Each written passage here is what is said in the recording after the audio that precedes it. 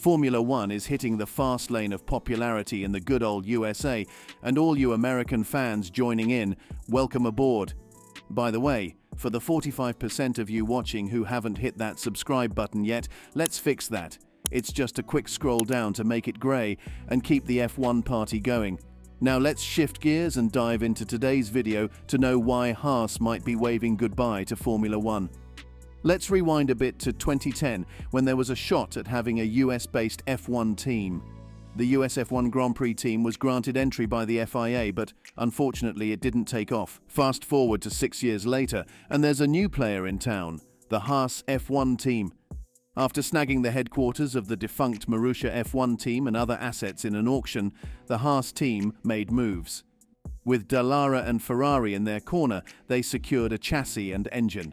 Who orchestrated this? Well, believe it or not, the man behind it is the Italian with a colourful vocabulary, Gunther Steiner. Yes, he's Italian. Check it out. In 2016, the Haas F1 team joined the Formula One grid, and things kicked off on a high note. Romain Grosjean and Esteban Gutierrez showcased a strong start.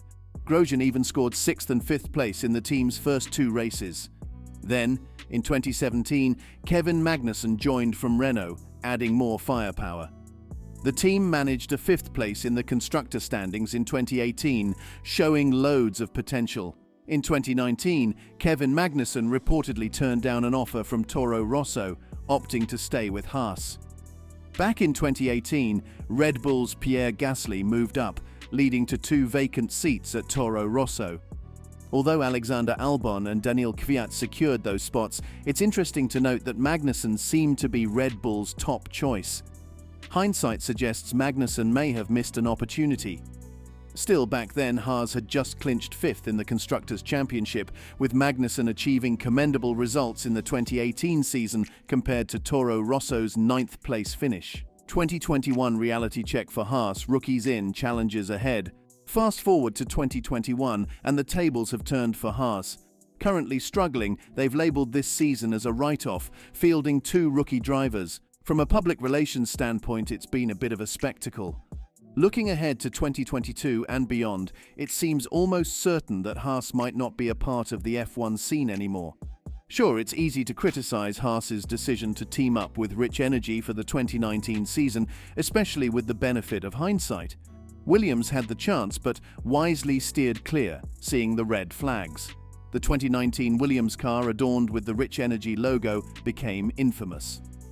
Unfortunately, Haas wasn't as cautious, and the consequences were staggering. Rich Energy's bank balance went from 103 in 2016 to a whopping £581 in 2017, hardly the figures you'd expect from a leading energy drink company. After Haas's stellar 2018 season, 2019 became a PR and financial disaster, with people not even getting paid. The Rich Energy drama signaled the start of Haas's woes, plummeting from 5th to 9th in the 2019 Constructors' Championship. The decline continued with only 7-point scoring finishes that year, and no improvement in 2020. Grosjean and Magnussen voiced dissatisfaction, compounded by the Ferrari engine nerf, pushing Haas and Alfa Romeo toward the bottom. The overdue decision to change drivers for 2021 addressed on-track clashes. Rookies, including F2 champion Mick Schumacher, replaced the previous duo, marking a notable shift for the struggling team. Haas F1 team's strategic shift. Nikita Mazepin securing the 5th place seat at Haas signals a clear intent from the team.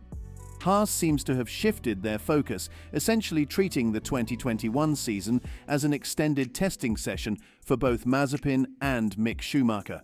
Considering the upcoming overhaul in 2022, where everything is set to change, it makes sense for Haas to prioritize giving their drivers valuable mileage over trying to fix the current car.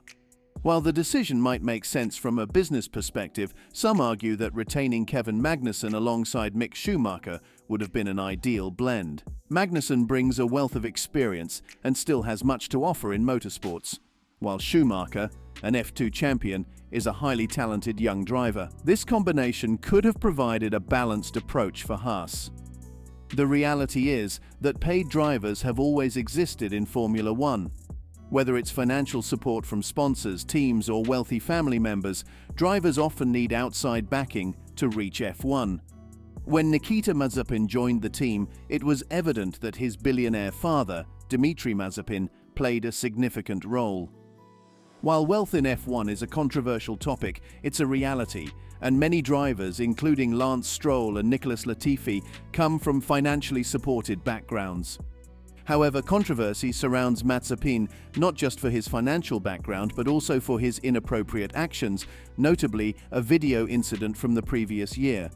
The off-track behavior added to a growing list of concerns about Mazepin's conduct, both on and off the track. The announcement of Uralkali, Dmitry Mazepin's big oil brand, as the title sponsor for Haas in the 2021 season further solidified Nikita's position. It underlines the intertwining of financial backing and driving opportunities in F1. The discussion around billionaire wealth always sparks controversy, with differing views on how such wealth is attained. Dmitry Mazepin's status as an oil billionaire adds another layer of complexity and controversy within the F1 landscape. Lastly, we touch on the Italian influence within Haas, particularly the team principal. Despite not sounding distinctly Italian, the individual plays a pivotal role in the team's dynamics and decisions. Team principal's role: Steiner's leadership challenges. While Günther Steiner, as the team principal, deserves credit for Haas's initial success, the last 2 years haven't been up to par. Just as Binotto faces criticism for Ferrari's struggles, Steiner bears responsibility for Haas's performance. Instances like Kevin Magnussen and Roman Grosjean frequently crashing in 2019 highlight the need for effective management. Managing the relationship between drivers, especially when they clash on the track, falls under the responsibility of the team principal. The 2019 situation, where Magnussen and Grosjean had frequent on-track collisions, was less than ideal. While drivers bear personal responsibility, the team principal must ensure a healthy team dynamic. The popular series Drive to Survive provided unprecedented access to Haas, exposing behind-the-scenes challenges. The out-of-context radio messages became a focal point, amplifying the team's struggles. The heightened visibility, while entertaining for viewers, may not have been the best timing for Haas, given their performance downturn. Gene Haas, the man behind Haas, has a successful background in motorsport, owning Haas Automation and previously starting a NASCAR team.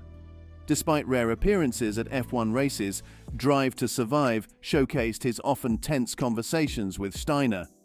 With Haas receiving a significant PR battering, questions arise about Haas's continued presence in the sport. Haas and Steiner's relationship appears less harmonious than other team principals like Zach Brown and Andreas Seidel. Drive to Survive reveals strained conversations between Haas and Steiner. With the team's reputation taking a hit, the question arises: is it time for Haas to step away from F1? Gene Haas's personal history, including a 1.5 years in jail for tax evasion, adds complexity to the team's leadership dynamics. The recent statement on not sponsoring Grosjean's move to IndyCar raised eyebrows, with Haas expressing concerns about Grosjean's safety. The statement and the team's struggles prompt questions about Haas's future involvement in F1. An uncertain future. The recent history of Haas F1 has been nothing short of a rollercoaster ride. From the fallout with Rich Energy to drivers Roman Grosjean and Kevin Magnussen clashing, plummeting down the order, and the revealing lens of Drive to Survive, the team has faced numerous challenges. Amidst all these challenges, the decision-making behind Haas's continued presence in Formula One appears puzzling. Despite Gene Haas's extensive experience in motorsport, the team's struggles raise questions about the rationale behind persisting in the sport, especially with a new team owner waiting in the wings. Dmitry Mazepin, who previously attempted to buy the Force India F1 team, seems poised to take over. His substantial net worth and the existing title sponsorship at Haas, coupled with his son already occupying a seat, make it a compelling possibility. The transition to the Uralkali Formula One team seems likely for the upcoming seasons, the end of an era, Haas exiting F1. Considering the evident buyer and the challenges faced by Haas, it raises the question of whether it's time for Gene Haas to cut his losses and exit Formula One. While the prospect of losing a strong American team is disappointing, the changing dynamics and potential ownership transition indicate an uncertain future for Haas in F1.